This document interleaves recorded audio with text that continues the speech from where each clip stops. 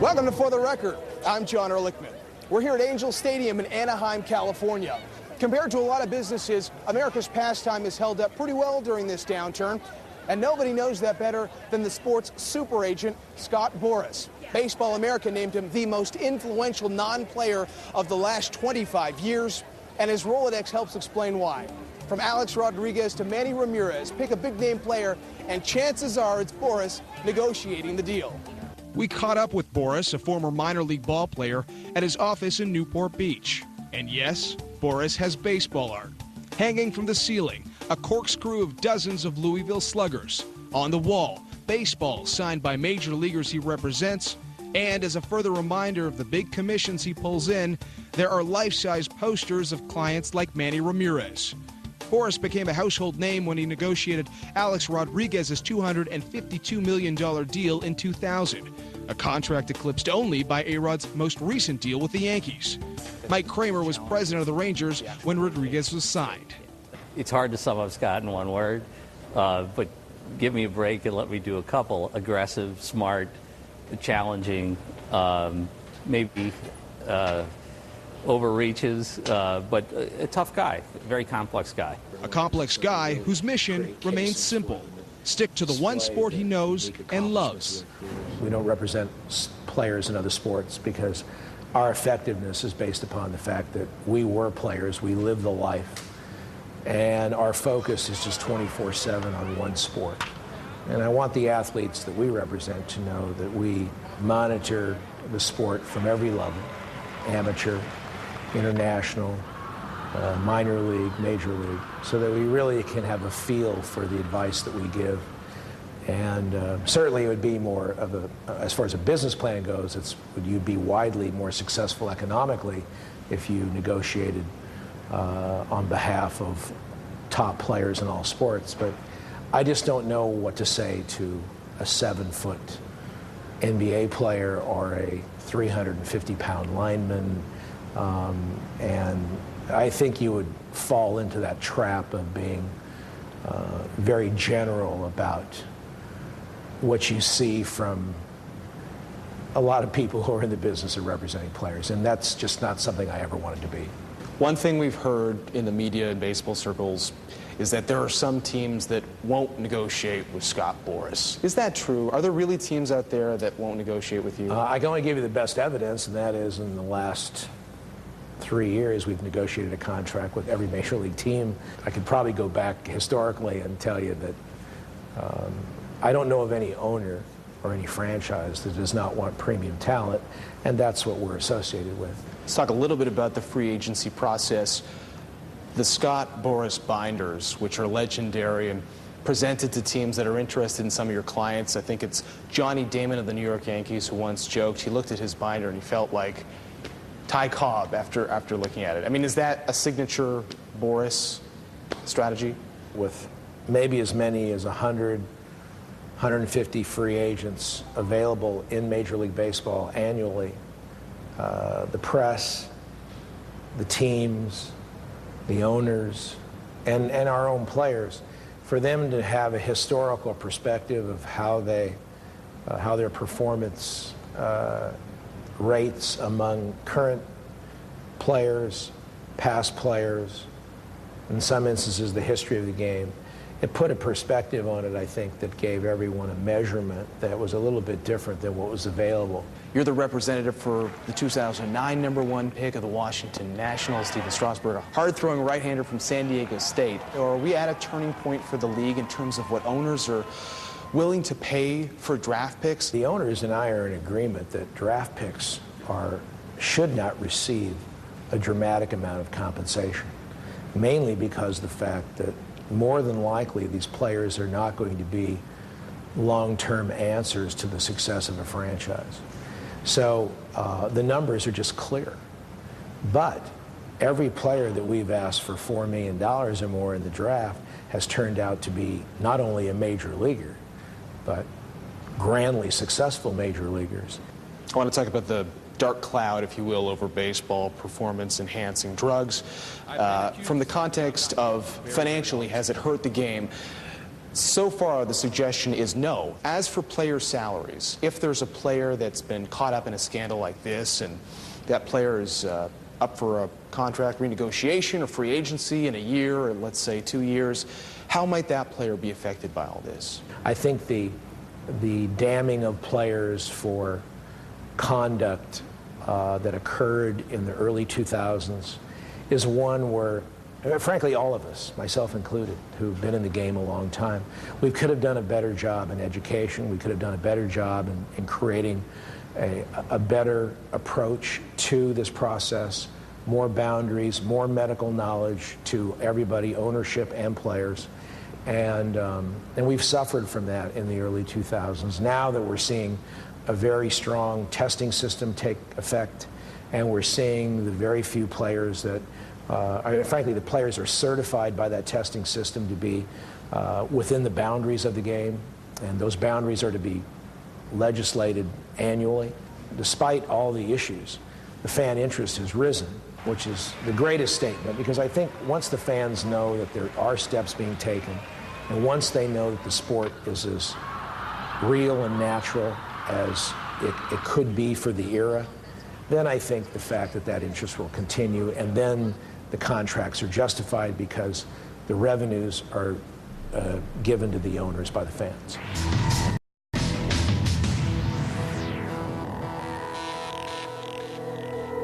Welcome back to For the Record. I'm John Ehrlichman. Baseball's super agent, Scott Boras, gets a lot of attention for the deals he negotiates, but deals are just one part of his business, Boras Corporation. He helps clients with their marketing needs. He even has psychologists on staff. Our commitment to players is one where the genesis of it is when you were a player. What did you need? And I always wish that I had more information about how to be a better player. Well, I had 3 knee operations. I would have wanted to know more about conditioning. And so we set up a sport fitness institute. We have our own trainers who interact with the club's trainers, and we monitor our players year-round. We provide them with information.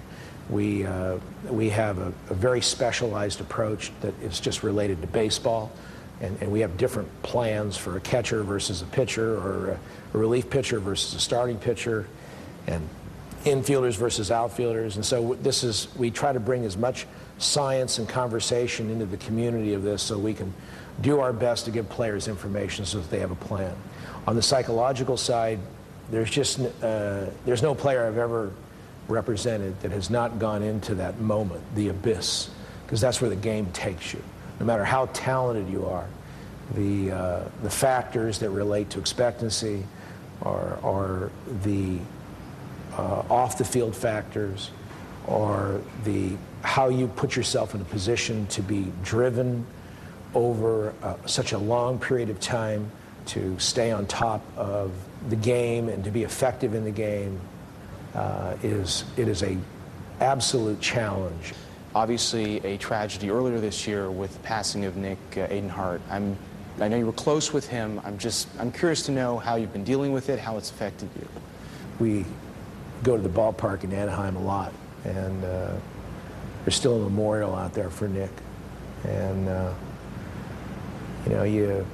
you think about it every day. You think about your own children. You think about the players you work with. It's certainly something that you're with them the night before, and you see a dad and a son share a moment after a great, successful major league beginning, and then to be in the hospital and seeing the loss of a family and their son, and a community and a team, and it was where you realize you're very fortunate in this business, that where you don't deal with tragedy, and it's certainly for all of us, I think, in the game, we took a step back and made us realize the privilege, and also kind of to be a little bit more in touch with the good things that are going on around you, as sometimes you get a little bit wrapped up in the dynamics of the business and the concerns. You're obviously very close to the players you represent. You said that baseball's what you know, and representing baseball players is what you'll continue to do. In the past, you've also said that going to a team, being a baseball executive, is not something that interests you. Is that a 100% certainty that you would never join a team or maybe become an owner or partial owner? You're a pretty wealthy guy. Well, we certainly had the opportunities, and I can honestly tell you that when the game's been a lot to you, it's been everything to you in your life as far as what you've been able to provide and achieve your goals and provide for your family and those things. You really want to do what's best for it. And I really think that my role in the game is I just better serve it by being a part of the balance that's involved directly with players. Certainly the one thing about the game that is a bit difficult from being on a team and part of a player is that you go to the ballpark and you may have two clients pitching against one another, and you can't root for a team. You don't get to do that. But you certainly can root for your clients. You've said you've received offers for Boras Corporation. You've said no in the past. Is that the long-term intention, just to maintain ownership? I kind of have a different view of this. I walk into people's homes and I deal with players. I have players that are now retired, and I kind of view it as you'd be selling your players, selling the relationship. I want families to know, I want parents to know, I want players to know that we're not, what and how we define how we serve our players. It's not done by a board of directors. It's not done by shareholders. It's not done by people that have not played the game and wore a uniform. It's done by the people you've hired. And I want that credo to stand, and I've made a very advanced succession plan if anything were to happen to me, that would continue. And certainly the selling of this institution is not something that would ever happen, certainly under, while I'm alive, or as long as my legal documents are living. Welcome back to For the Record. I'm John Ehrlichman. Baseball's super agent Scott Boras spends a lot of his time at ballparks like this one in Anaheim, California. But growing up was a different story. Boras was raised on a dairy farm outside of Sacramento and didn't get to his first major league game until the age of 15. By then, his own baseball skills were opening doors. Well, I'm very fortunate because it's something that few people get to stay in for their whole life. And I get to go to a ballpark every night, and I get to smell the grass, and I'm actually a lot better when I go to the ballpark because I'm better at what I do than I was when I was a player. But the idea of it is that it's something that's always been a passion of mine and a love, and I don't really view this as work. I really view it as something where you wake up every day. You don't represent pieces of paper or bricks or buildings or entities. You represent a ball player. So you played minor league ball. You highlighted your injuries, which were certainly a setback. You were a great player. Talk to us about a turning point for you. I believe it was after spring training one year. You're in the player parking lot. There are other players that didn't make the team that are heading off to uncertain financial futures, and you have a revelation. You think what? It's a day where you go there and you make the club and you're feeling really good. And you only see a side of professional baseball that's the great side, and that is achieving your dreams and getting to play ball against the best every day. There's really nothing like it. And then you walk out of the locker room and you're feeling really, really good about what transpired that day. And then you go to the parking lot and you see people you used to play with. You see their wives crying, their children seeing their parents upset, they're crying. They have no jobs, they have no future. They don't have an education. They were the stars of their high school classes because they were the great baseball player who was drafted.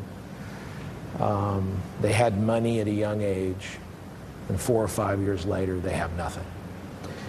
And when you realize that that happens to 99% of the players that sign a pro contract, that's how it ends up, They don't see the big leagues. They play 3 or 4 years in the minor leagues and they're done. I just never thought about it. I want to take you back to 1983. It's the amateur draft. You're representing the #1 pick, Tim Belcher, drafted #1 by the Minnesota Twins. The Twins put an offer on the table. It looks like offers that we've seen from first-round picks for who knows how many years. Tell us what you said to your client. The draft began in 1965, and Rick Monday got $100,000 to sign. 17 years later, Sean Dunston was the #1 pick in the nation, and he got offered $100,000 to sign. The revenues of the game had gone up dramatically, and yet for the drafted player, they had remained static. I knew something was going to happen to the game unless it changed. And that meant that the great athletes were going to go to the NBA or the NFL or the NHL because they were increasing their bonus offers to players. And that was the point that we made to the players, and eventually we started moving the bonuses through a representation process that resulted in them getting somewhat of a value point that represented what their true value to the franchise was. One thing that I find interesting, you have a PhD in pharmacology, and from what I understand, during that process you learned how to go about pricing products that aren't yet on the market. Did that help you when you were trying to determine what is the value of a baseball player? I think my medical training helped me a great deal in understanding the need for expertise and bringing about the durability of a player. Primary issue in their careers is the game. The game will always beat you, and the time frame you can wear a uniform is very limited, and you've got to do extraordinary things and have an extraordinary path to stay competitive with the game.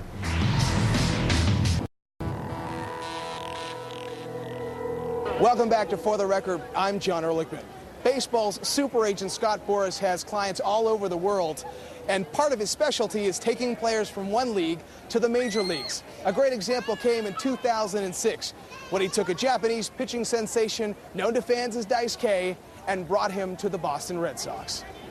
Talk about the significance from your company perspective, from your career perspective, how that influenced your client roster compared to, say, the Alex Rodriguez signing back in the winter of 2000. I don't think that the Daisuke signing had, we're not really in the Japanese market that often, mainly because the level of play there is not one that would allow for a Japanese player here to come here and be a significant major league player for a long time. It's a little bit different than bringing players here from the Dominican or Venezuela or Puerto Rico, where they have generations of families and players, where the players grow up knowing where they're going, knowing what the process is, and they've had really their childhood to prepare for it. You've talked about this idea of perhaps expanding Major League Baseball to the Pacific Rim. You're not a league executive, but what are the odds of that happening? Well, I think the financial structure certainly the populace and the industry base it's an absolute fit.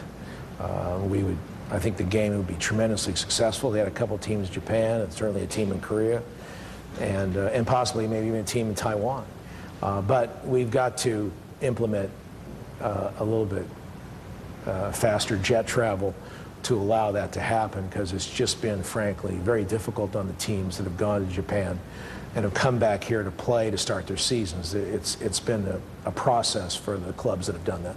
Something else that you've talked a little bit about is potentially changing the World Series. Instead of having 7 games, maybe you have 9 games. You have the first 2 games played in a neutral city, and how do you decide on that city? You bid for the rights like the Olympics. There are a lot of traditionalists in baseball. Well, I too am a traditionalist, and I was actually talking about a return to the World Series of 9 games, not creating a new, because at the beginning of the century here, we had 19th century, we had a 9-game World Series. If we had a World Series weekend where on a Friday we could have a gala where we could announce the Rookie of the Year, the Most Valuable Players, the Cy Young Award winner, a televised event, the money could be donated to charity, to advancing the game in inner cities, to raise money in that regard. We could have a true home run hitting contest. where we have the sluggers who qualified, other than the World Series participants. And then on a Saturday and Sunday, we would have the opportunity for fans can plan their vacations. They can plan, corporations can plan major events around the World Series, and they could bring it to that particular place. And then we go back to the traditional 7-game approach. The fans are still arriving for this game here in Anaheim, California, and a lot of teams are still managing to get bums in seats.